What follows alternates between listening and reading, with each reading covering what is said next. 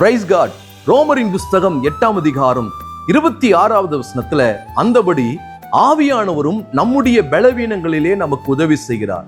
எதற்கு ஆவியானவர் உதவி செய்கிறார்? நேற்று தினத்துல பெந்தேகொஸ்தே நாளில் என்று சொல்லி எல்லாரும் கொண்டாடணும். இந்த ஆவியானவர் நமக்குள்ளே ஊற்றப்படுவதற்கான மிக முக்கியமான காரணம் என்னன்னா, நம்முடைய பலவீனங்களிலே அதுல ஒரு பலவீனம் தான் நாம ஜெபிக்க முடியாம, ஜெபமே நமக்கு இல்ல, ஜெபமில்லாத வாழ்க்கையாக இருக்கிறது. ஆனால் நீங்க இந்த ஆவியானவரோட இணைந்து பாருங்க.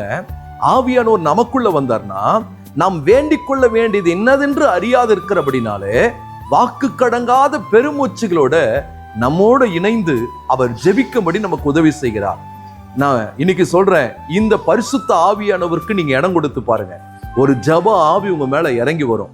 1 மணி நேரம் கூட ஜெபிக்க முடியாத பேதுரு, ஆண்டவர் சொல்றாரு, 1 மணி நேரமாவது விழித்திருந்து ஜெபிக்க கூடாதா அப்படின்னு சொன்ன பேதுருவை ஆவியானவர் ஊற்றப்பட்ட பிறகு அப்போஸ்தலர் 6ஆம் அதிகாரம் 4ஆம் வசனத்துல, நாங்களோ ஜெபம் பண்ணுவதிலும் தேவ வசனத்தை போதிக்கிற ஊழியத்திலும் இடைவிடாமல் தரித்திருப்போம் என்று சொல்லி அங்க சொல்றார்.